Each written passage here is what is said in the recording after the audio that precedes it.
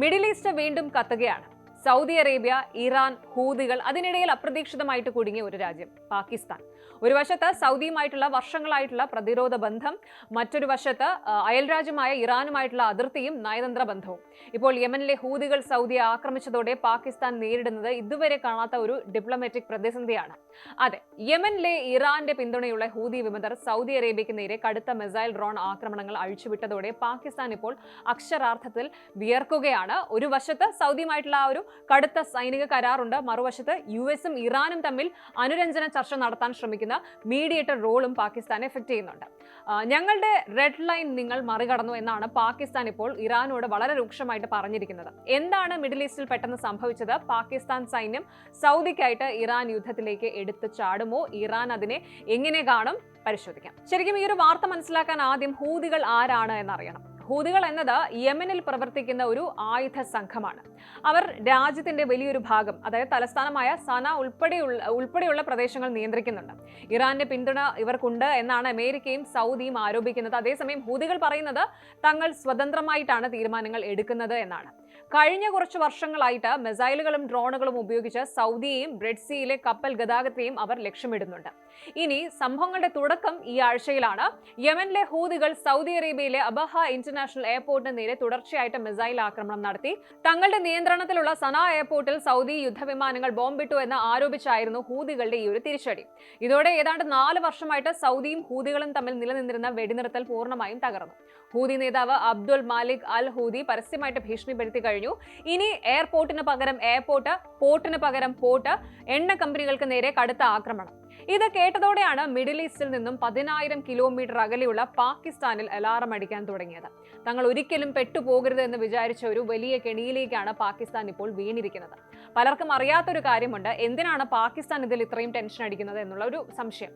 അതിന് കാരണം കഴിഞ്ഞ വർഷം സൗദി അറേബ്യയും പാകിസ്ഥാനും തമ്മിൽ ഒപ്പുവെച്ച മ്യൂച്വൽ ഡിഫൻസ് എഗ്രിമെന്റ് ആണ്. അതായത് സാമ്പത്തികമായിട്ട് തകർന്നു നിൽക്കുന്ന പാകിസ്ഥാൻ കോടിക്കണക്കിന് ഡോളറിന്റെ സാമ്പത്തിക സഹായവും ഇന്ധനവും വാങ്ങുന്നത് സൗദിയിൽ നിന്നാണ്. അതിന് പകരമായിട്ട് പാകിസ്ഥാൻ നൽകിയ വാഗ്ദാനം തങ്ങളുടെ മിലിറ്ററി പവറാണ്.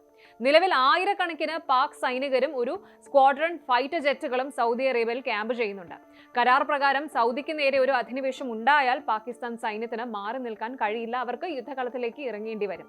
ഒരു റിപ്പോർട്ട് അനുസരിച്ച് ഒരു ഉദ്യോഗസ്ഥനെ ഉദ്ധരിച്ച് പറയുന്നത് ഇതാണ്: സൗദിക്ക് നേരെയുള്ള ആക്രമണം പാകിസ്ഥാന് നേരെയുള്ള ആക്രമണമാണ്, അത് ഞങ്ങളുടെ റെഡ് ലൈൻ ആണ് എന്ന് അവർ ഇറാനെ ഔദ്യോഗികമായിട്ട് അറിയിച്ചു കഴിഞ്ഞു.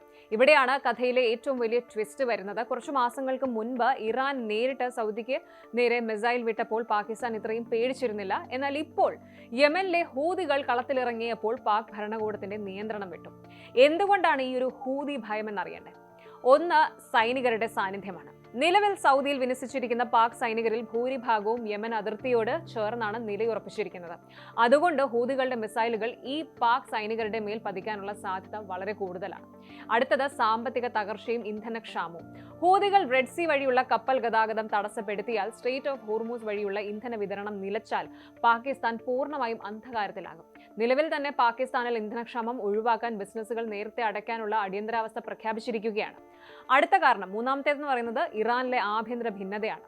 പാകിസ്ഥാൻ നിരീക്ഷിക്കുന്ന മറ്റൊരു പ്രധാന കാര്യം ഇതാണ്: ഇറാന്റെ പുതിയ പ്രസിഡന്റ് മസൂദ് പെസഷ്കിയാനും വിദേശകാര്യ മന്ത്രിയും സമാധാന ചർച്ചകൾക്ക് താല്പര്യപ്പെടുമ്പോൾ അവിടുത്തെ മിലിറ്ററി, അതായത് റെവല്യൂഷണറി ഗാർഡ്സ് യുദ്ധം മുറുക്കാനാണ് നോക്കുന്നത്.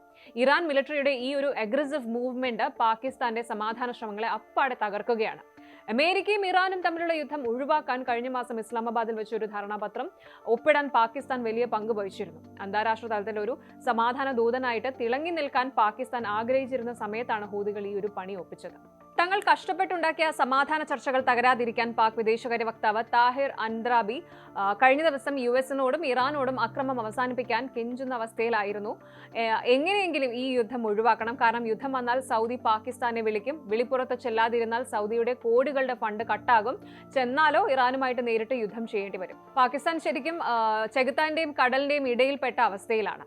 അപ്പോൾ ഇതാണ് മിഡിൽ ഈസ്റ്റിലെ ഏറ്റവും പുതിയ പുകിച്ചിൽ. കടം വാങ്ങി മുടിഞ്ഞ ഒരു രാജ്യം ജീവിക്കാൻ വേണ്ടി തങ്ങളുടെ സൈന്യത്തെ മറ്റു രാജ്യങ്ങൾക്ക് കാവൽ നിൽക്കാൻ വിട്ടപ്പോൾ ഉണ്ടാകുന്ന വലിയൊരു വിപത്താണ് പാകിസ്ഥാൻ ഇപ്പോൾ അനുഭവിക്കുന്നത്. ചുരുക്കി പറഞ്ഞാൽ ഹൂതികൾ നടത്തിയ ആക്രമണം സൗദി അറേബ്യയുടെ സുരക്ഷയെ മാത്രമല്ല ബാധിക്കുന്നത്.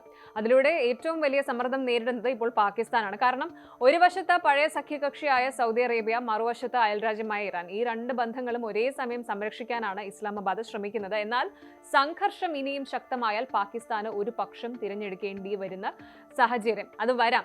ഇതാണ് വിലയിരുത്തൽ. ഇനി മിഡിൽ ഈസ്റ്റിൽ അടുത്ത ദിവസങ്ങളിൽ എന്ത് സംഭവിക്കും? പാകിസ്ഥാൻ നിഷ്പക്ഷ നിലപാട് തുടരാനാകുമോ, അല്ലെങ്കിൽ വലിയ യുദ്ധത്തിന്റെ ഭാഗമാകുമോ എന്നതാണ് ലോകം മുഴുവൻ ഉറ്റുനോക്കുന്നത്. കൂടുതൽ വാർത്തകൾക്ക് news 18 Keralam YouTube channel subscribe ചെയ്യുക.